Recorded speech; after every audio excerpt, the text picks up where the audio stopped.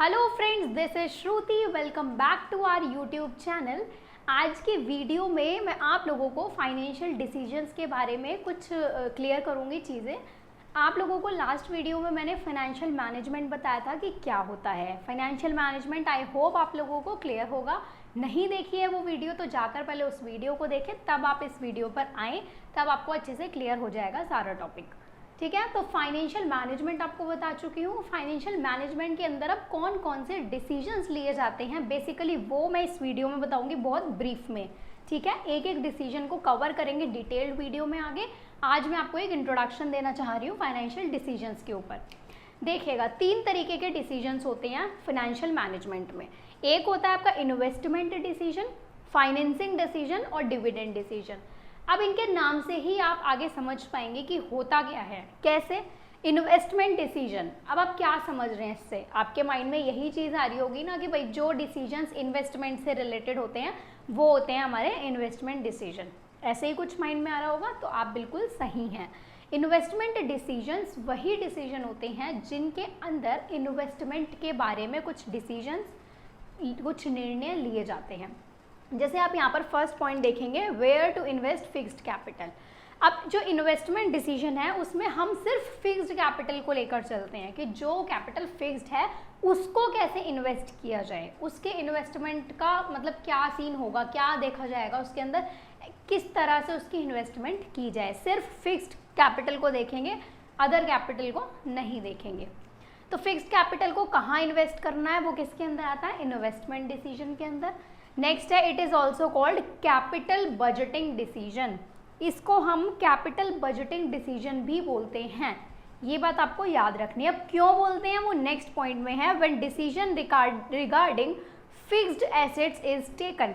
जब fixed assets के regarding कोई भी डिसीजन लिया जाता है तो उसको हम क्या बोलते हैं? Capital budgeting decision. ये चीज़ आप लोगों ने याद रखनी है। ठीक है, तो यहाँ पर हम फिक्स्ड एसेट्स के रिगार्डिंग ही डिसीजन ले रहे हैं, तभी तो यहाँ पर हमने फिक्स्ड कैपिटल की बात की थी। करंट एसेट्स के बारे में तो हम बात ही नहीं कर रहे। तो फिक्स्ड एसेट्स के रिगार्डिंग जहाँ पर डिसीजन लिया जाता है, जो भी डिसीजन लिया जाता है वो आता है आपका इन्वेस्टमेंट डिसीजन में, और इसी को हम कैपिटल बजटिंग डिसीजन भी बोलते हैं।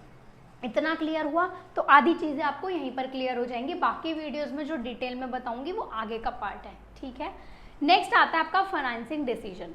अब आप देखिए फाइनेंसिंग डिसीजन से आप क्या समझ रहे हैं। फाइनेंसिंग मतलब फाइनेंस से रिलेटेड कुछ भी डिसीजन है। ठीक है, यहाँ पे तो इन्वेस्टमेंट से रिलेटेड था, अब यहाँ पर क्या है? फाइनेंस से रिलेटेड। क्या क्या आ सकते हैं इसके अंदर points? Like from which source capital या finance is to be raised. अब हमें अगर कैपिटल की ज़रूरत है अपने बिजनेस में, अपनी कंपनी में, अपने ऑर्गेनाइजेशन में, तो हम उस फाइनेंस को या उस कैपिटल को कहाँ से रेज करेंगे? आपने ये चीज़ ऑलरेडी 11th क्लास में पढ़ी हुई है, सोर्सेज ऑफ बिजनेस फाइनेंस पढ़े हुए हैं। उसके अंदर आपने 2 चीज़ पढ़ी थी, ओनर्स फंड्स और बोरोड फंड्स। अब मैं आपको ये बताती हूँ होते क्या है, अगर आपको याद नहीं है तो। ओनर्स फंड्स होते हैं जो कि ओनर के खुद के फंड्स हैं। मान लीजिए मैंने आज कोई बिजनेस स्टार्ट किया है, मुझे उस बिजनेस के अंदर कैपिटल की, फाइनेंस की ज़रूरत है। अब अगर वो फाइनेंस मैं खुद से लगा रही हूँ, अपने घर से, अपने पास से अगर कुछ पैसा उसमें लगा रही हूँ, तो वो क्या होगा? Owner's fund. वो क्या होगा? ओनर्स फंड, क्योंकि मैं ओनर हूँ अब उस बिजनेस की और मैं अपने पास से पैसा लगा रही हूँ, तो वो क्या हो गया? Owner fund.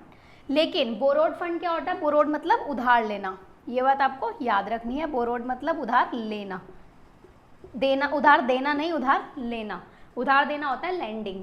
ठीक है, तो बोरोड फंड्स मतलब उधार लेना। जब हम बाहर से कहीं से उधार लेकर फंड्स अपने बिजनेस के अंदर लगाते हैं वो होते हैं हमारे बोरोड फंड्स। ठीक है, तो इस डिसीजन के अंदर यही देखा जाता है कि किस सोर्स से करें अब हम फंड्स को कलेक्ट।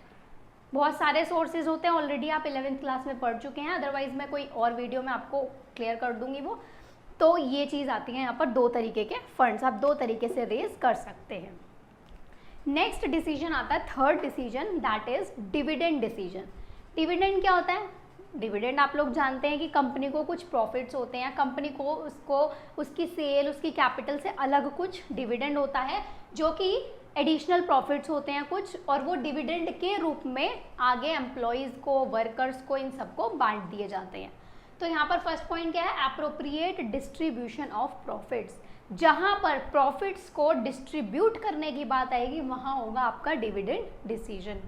नेक्स्ट पॉइंट है decision regarding distribution of surplus funds. यहाँ पर हमने प्रॉफिट्स की बात की थी, अब कुछ सरप्लस फंड्स हैं, वो मतलब प्रॉफिट्स नहीं है लेकिन एडिशनल में हैं, उनको अगर आपको बांटना है अपने वर्कर्स को, अपने एम्प्लॉयज़ को, तो वो क्या होगा आपका सरप्लस फंड्स।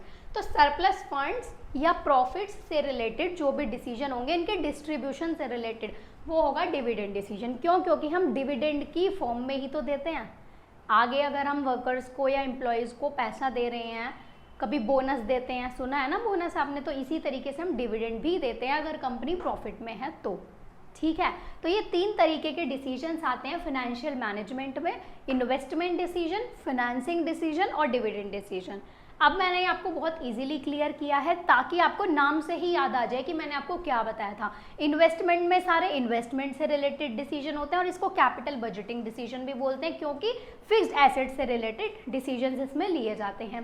फाइनेंसिंग में सारा फाइनेंस से रिलेटेड है कि किस सोर्स से फाइनेंस कलेक्ट करें, और 2 सोर्स होते हैं मेन, ओनर फंड और बोरोड फंड्स।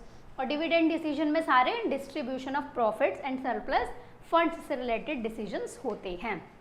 क्लियर है इतना आपको? इसी फॉर्म में आप अपने पास नोट डाउन करें, इसे ज़्यादा पैराग्राफ्स ना लिखें, ऐसे ही आपको बहुत अच्छे से क्लियर हो जाएगा। तो अगर आपको कोई भी डाउट है आप मुझसे कमेंट सेक्शन में पूछ लेना। फिर मिलते हैं हम अपनी नेक्स्ट वीडियो में और भी नए टॉपिक्स के साथ। Bye bye.